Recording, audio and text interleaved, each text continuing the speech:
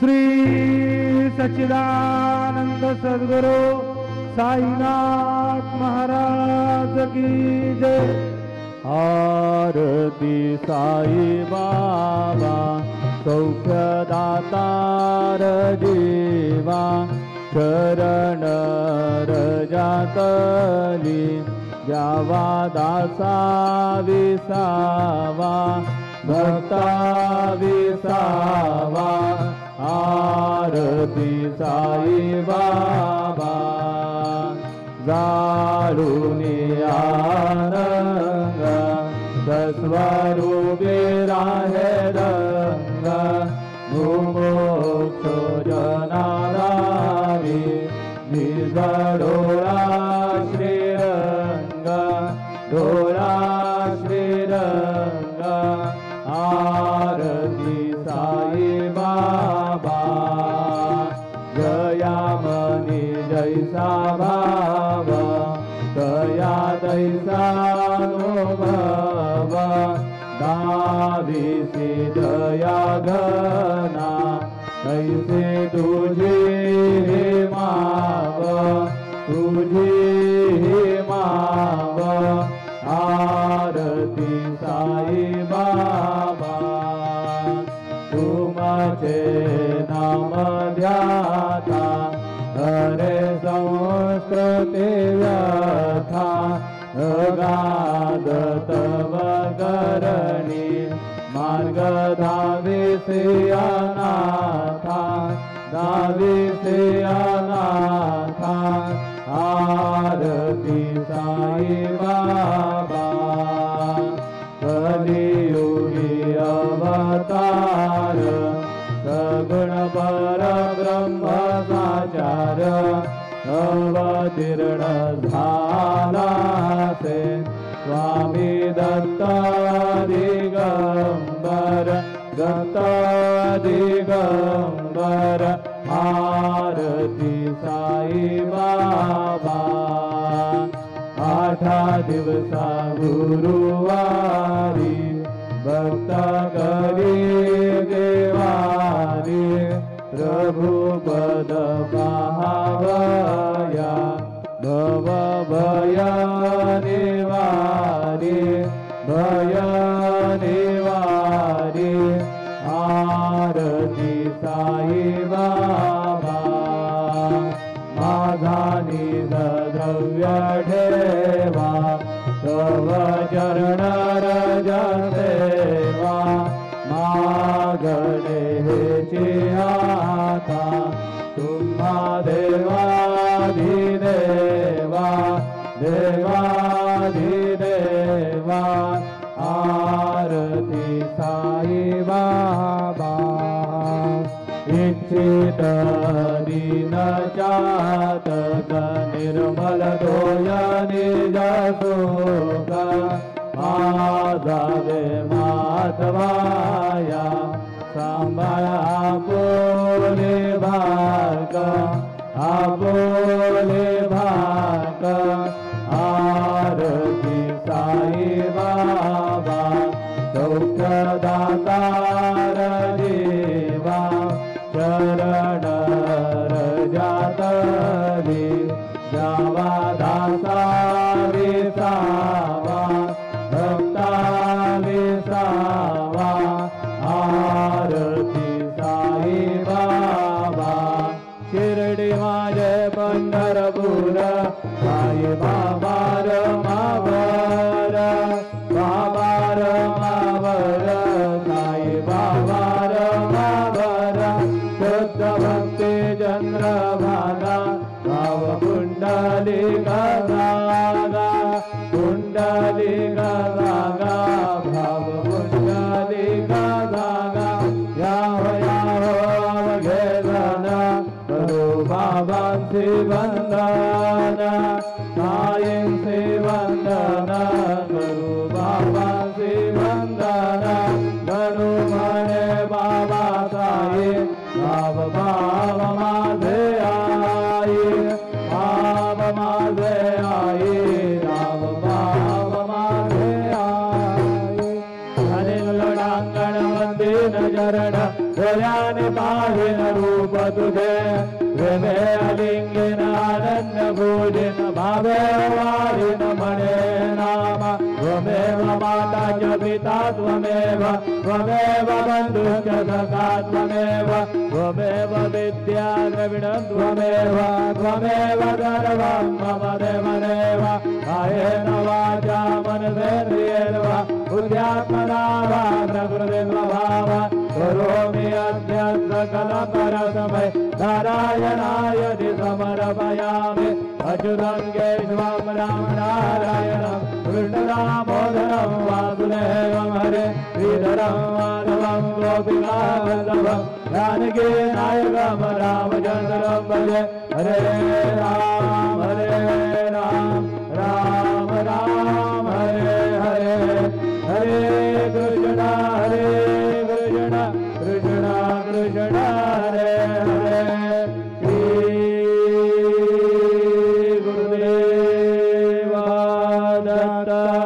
अनंता तुला ते कसे रे स्वभावे अनंता तुला ते कसे रे नमावे अनंत मुखांचा शिणे शेष गाता नमस्कार साष्टांग श्री साईनाथा स्मरावे मनीवत पदादित्य भावे पुरावे तरी भक्तीसाठी स्वभावे करावे जगातारुणी मायताता नमस्कार साष्टांग श्री साईनाथा वसेलो सदा धावया संत लीला इसे आद्य लोकांतरी जनाला हरिअंतरी ज्ञान कैवल्य दादा नमस्कार साष्टांग श्री साईनाथा परानादला जन्म मानवाचा धरा सार्थका साधने भूत साचा गुरु साई वेळा गळाया हंदा नमस्कार साष्टांग श्री साईनाथा करावे करी साधनपाला करावे अमारण्य चुंबो निघाला मुखी घाल प्रेमे खरा ग्रासाता नमस्कार साष्टांग श्री साईनाथा सुरादी गजांच्या पदावंदिताती सुखादी गयांते समानत्व देती गयागादि तीर्थे पदी नम्र होता नमस्कार साष्टांग श्री साईनाथा तुझ्या ज्या पदा पाहता गोपबाली सदा रंगलीची स्वरूपी मिळाली कधी रास क्रीडा सदे कृष्णनाथा नमस्कार साष्टांग श्री साईनाथा तुला मागतो मागणे कद्यावे करा जोडित दीनात्यंत भावे कवी मोहनी राजा हातारी आता नमस्कार साष्टांग श्री साईनाथा अहिंसाये वासाई दिगंबरा अक्षय रूपावतारा सर्वहि व्यापक तू तुझी सारा अनुसया त्रिकुमारा बाबा येवा काशे स्नान जप प्रतिदिवसे पूर्णामुरभिक्षे निर्मल नरितुंगा जलप्राशे निद्रामाहुरदेशे अहिंसायेवा दूरे रोंगदसे वामकरे त्रिशूलडमरुधारी भक्तावरद सदा दुःखकारी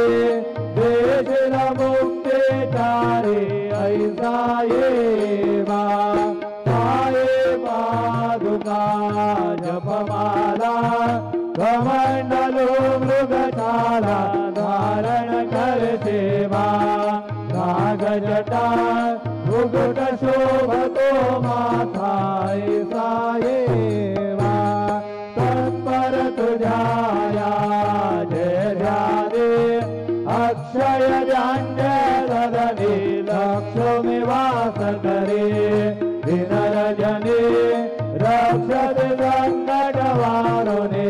साये बा या पर ध्यान तुझे गुरुराया दृश्य करे नयनाया पूर्णानंद सुखे दीकाया नाम से हरे गुण गाया ईसाये साई दिगंबरा अक्षय रूपावतारा सर्वहि व्यापक तू श्रुतिसारा अनुसया त्रिकुमारा भावायेवा सदा सत्स्वरूपं चिदानन्दगन्धं जगत्सम्भवस्थान संहारहेतुं स्वभक्तेच्छया मानुषं दर्शयन्तं नमामीश्वरं सद्गुरु साईनाथं भवद्वान्तविद्भो समार्पणमेत्यं मनोभागगीतं मुनिर्ध्यानगम्यं जगद्व्यापकं निर्मलं निर्गुणत्वं नमामीश्वरं सद्गुरुं साईनाथं भवाङ्गोऽधिमग्नार्हितानां जनानां स्वपादाश्रितानां स्वभक्तिप्रियाणां समुद्धारणार्थं कलौ सम्भवन्तं नमामीश्वरं सद्गुरु साईनाथं सदानिम्बवृक्षस्य मूलाधिवासात् सुदास्राविणं दीपमप्यप्रियन्तं करुङ्गलवृक्षाधिकं साधयन्तं नमामीश्वरं सद्गुरुं साईनाथं सदा कल्पवृक्षस्य तस्याधिमूले भवद्भावबुद्ध्या सपर्यादिसेवा दृढान्तुर्वतां मुक्तिप्रदन्तं नमामीश्वरं सद्गुरुं साईनाथं अनेकाश्रितादर्ग्यलीला विलासे समाविष्कृते शानभास्वप्रभावम् अहं भावहीनं रसन्नात्मभावं नमामीश्वरं सद्गुरुं साईनाथं सदां विश्रमाराममेवाभिरामं सदा सज्जनैः संस्तुतं सनमन्वे जनामोदं भक्तभदरप्रदन्तं नमामीश्वरं सद्गुरुं साईनाथं जन्माद्यमेकं परब्रह्म साक्षात् स्वयं सम्भवं राममेवावतीर्णं भवद्दर्शनार्थं पुनीता प्रभोः नमामीश्वरं सद्गुरुं साईनाथं श्री साईश कृपानिधे किलगुणा सर्वार्थसिद्धप्रद युष्मत्पादरज प्रभावमतुलं दाता विभक्ता क्षमः सद्भक्त्या शरणं कृताञ्जलिपुट सम्प्रार्पितोऽस्मि प्रभो श्रीमत्साई परेश पादकमला नान्यच्छरण्यं मम साई रूपधर राघवोत्तम भक्तकाम विबुधद्रुमं प्रभो माययोपातचित्तशुद्धये चिन्तयाम्यहर्निशं मुदा शरत्सुधांशु प्रतिभं प्रकाश कृपातपत्रं भव साईनाथ त्वदीयपादाब्ज समाश्रितानां स्वच्छाययातामवपाकरोतु उपासनादेवत साईनाथ तवैर्मयो वासनिरासुतस्त्वं रमे मनोर्मे तव पादयुग्मे भृङ्गो यथाब्जे मकरन्दलुब्धः अनेकजन्मार्जितपापसंशयो भवेद्भवत्पादसरोजदर्शनात् क्षमस्व सर्वान् अपराधपुञ्जकान् प्रसीद साई सद्गुरु दयानिधे श्री साईनाथ चरणामृतपूर्णचित्तात् तत्पादसेवनरता सततं च भक्त्या संसारजन्यदुरितोऽधवनिर्गतास्ते कैवल्यधाम परमं समवाप्नुवन्ति स्तोत्रमेतत्पठे भक्त्या यो नरः सन्मना सदा सद्गुरु सायिनाथस्य कृपापात्रं भवेत् ध्रुवं रुसो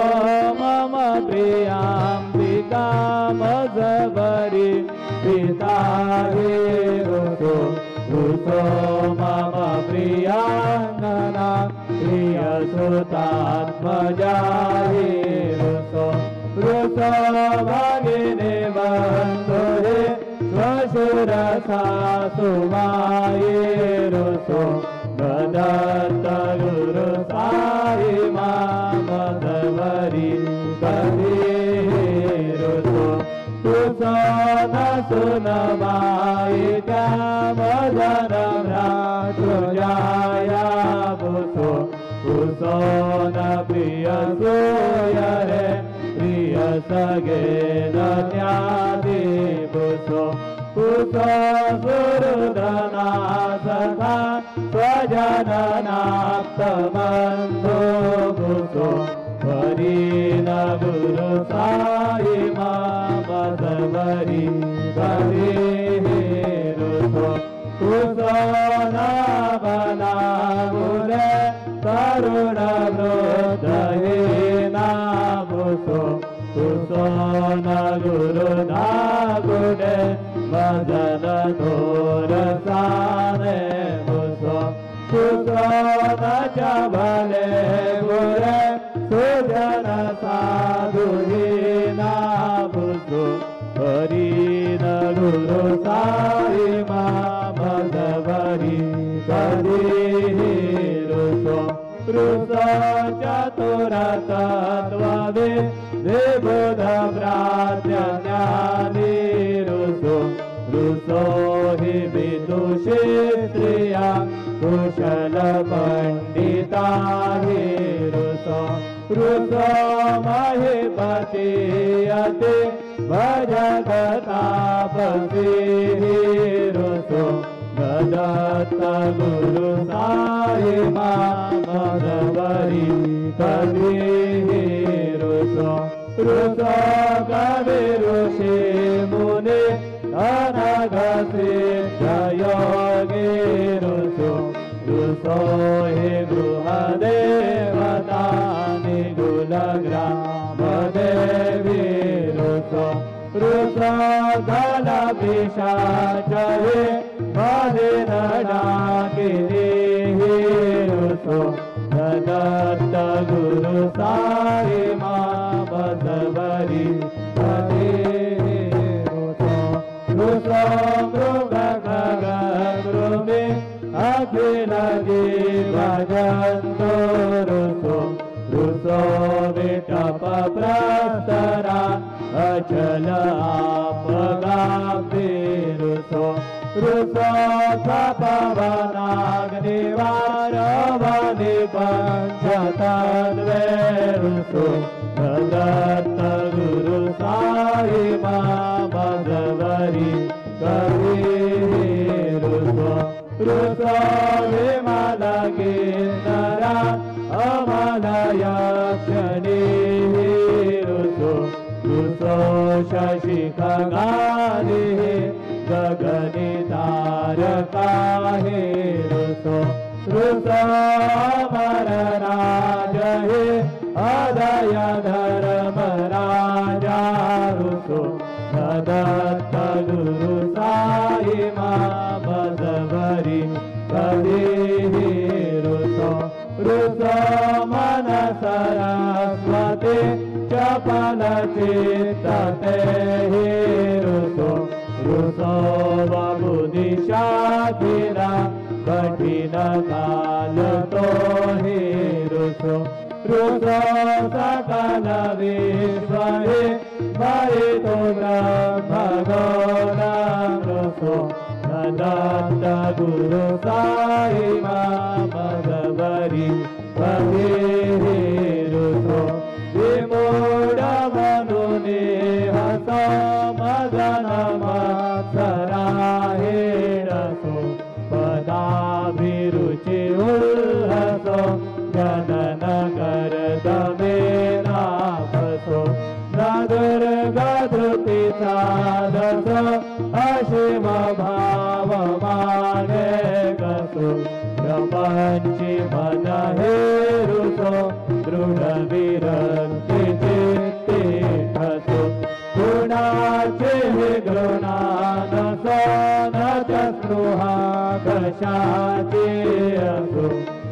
सदैव हृदये वसो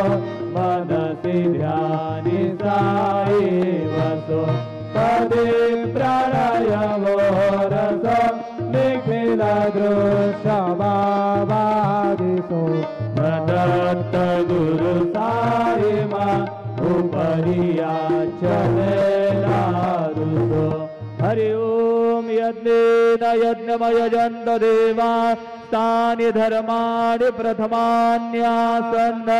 तेहनागं महिमान सजन्त यत्र पूर्वे साध्या सन्ति देवाः। ॐ राजाधिराजाय प्रसयसाहिने नमो वयं वै श्रवणाय गुरवहे समे कामान गाम गामाय मह्यम् कामेश्वरो वै श्रवणो दधातु कुबेराय वै श्रवणाय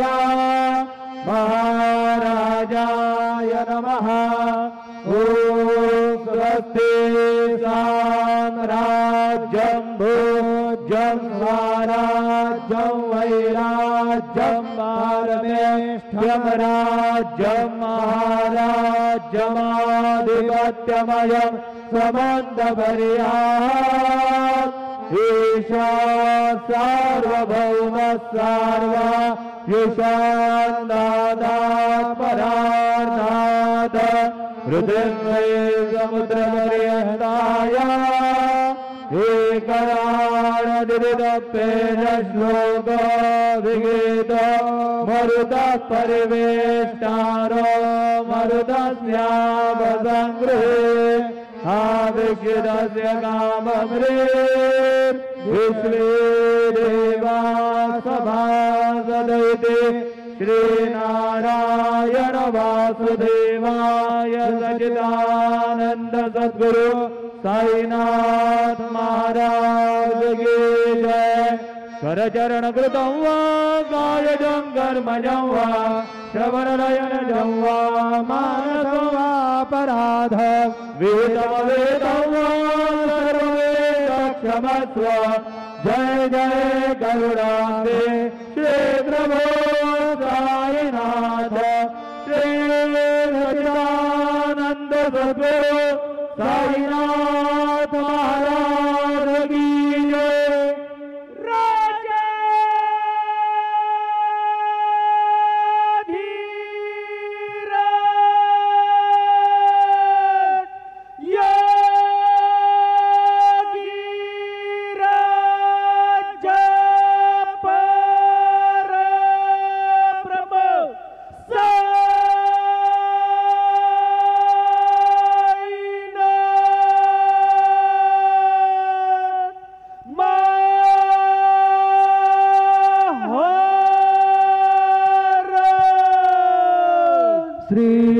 सच्चिदानंद सद्गुरु